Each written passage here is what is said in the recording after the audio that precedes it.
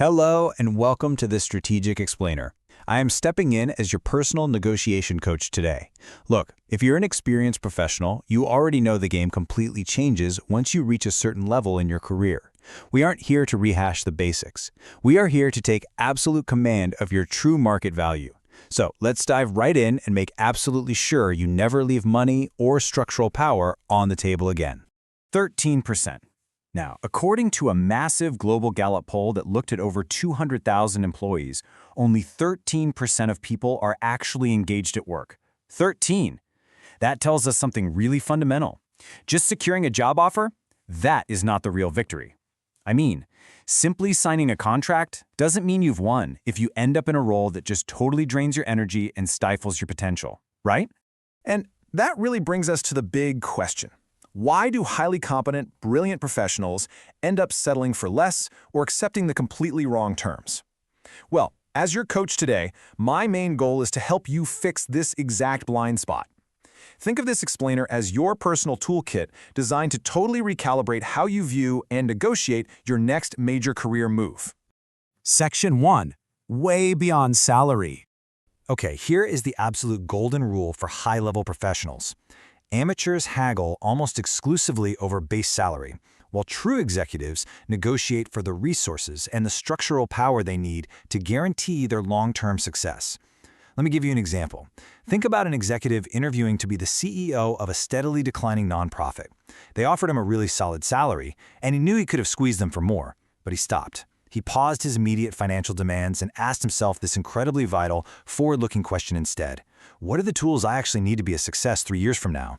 So what did he demand instead of just extra cash? His final condition was a major structural change. He insisted on cutting the organization's board of directors by more than half. Why? Because he needed to streamline decision-making and drastically increase his own authority to actually fix the broken organization. The board was absolutely blown away by this kind of long-term vision, and they agreed. And guess what? He completely turned their finances around. Actually, before his contract was even up, they offered him a massive, preemptive raise. Section 2. Beware of self-sabotage. Now, let's shift gears from external strategy to your internal mindset. Because honestly, the biggest barrier in high-stakes negotiations usually isn't the company sitting across the table. It's how we get in our own way. And it's actually fascinating how absurd this self-sabotage can get. Take the real-life timeline of Ira Glass, the famous creator of the radio show This American Life. His network knew his immense value, so they bumped his salary up to $278,000. And Glass's reaction? He felt so awkward and self-conscious about that high number that he literally asked them to cut his salary down to $146,000. And then, later on, he asked for it to be reduced again. No way, right? He literally negotiated his own salary backward. Now, experienced professionals lose thousands of dollars doing exactly this. Usually in less extreme ways, sure, but we do it. We quietly make concessions in our own heads before the meeting even starts. We fixate on our vulnerabilities, or we just completely avoid asking for crucial resources because we're terrified of coming off as pushy and demanding. Listen to me.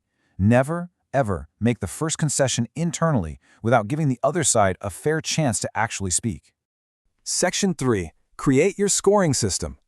So to combat that internal sabotage, we've got to move away from psychology and rely on hard, external analytics.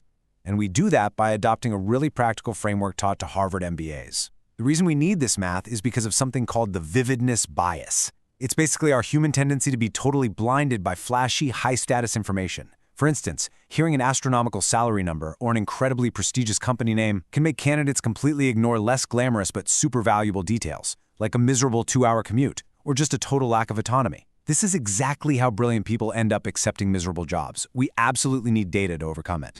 So how do we actually apply this? It's a simple 3-step method.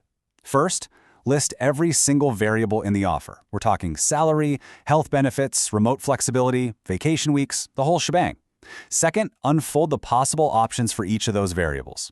And third, and this is the absolute crucial part, assign hard mathematical points to these qualitative factors. This way, when you've got multiple complex offers on the table, you're not making decisions based on the emotional pull of that vividness bias. You decide by analytically comparing the total score. It's like a giant puzzle, and this helps you solve it objectively. Section 4.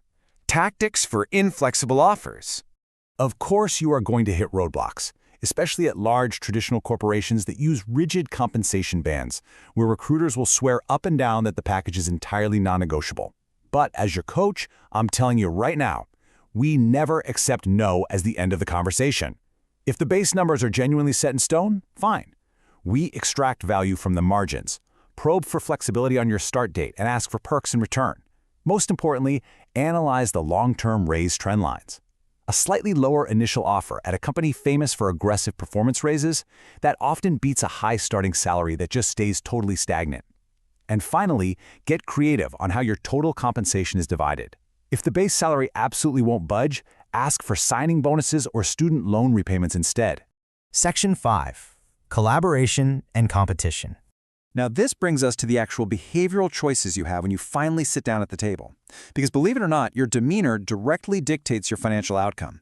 Researchers have identified two primary effective styles: collaboration and competition. Now, collaboration brings really high satisfaction. It focuses on solving the problem together and makes everyone feel great. However, research clearly shows that a slightly more competitive approach, one focused purely on maximizing your personal outcome, yields the highest absolute starting salary gains. So the winning playbook for an experienced professional is to blend them. You compete relentlessly on value, but you collaborate entirely on tone. $634,000. Let that sink in for a second. I want that number to completely command your attention, because this is the extreme cost of avoiding friction and skipping that competitive conversation about your starting pay.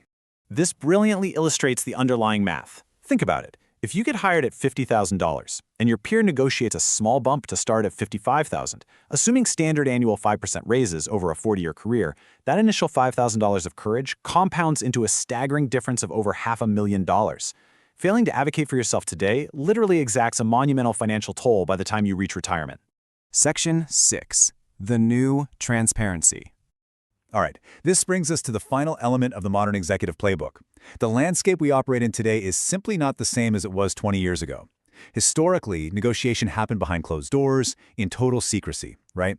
The employer held a massive information advantage. But look at the new wave of radical transparency. Younger generations are freely sharing data, we have entirely open platforms like Glassdoor, and forward-thinking companies are literally adopting total open book pay scales. The idea is spreading like wildfire. So as a top-tier professional, you must aggressively utilize this industry data to ensure fair compensation. Never, ever walk into a negotiation blind. And so, we reach the end of our strategic coaching session with this vital question. Are you ready to stop negotiating against yourself and claim your true value? You have the tools now. Use your scoring system, demand the structural resources that guarantee your long-term success, and always, always remember the compounding cost of staying quiet.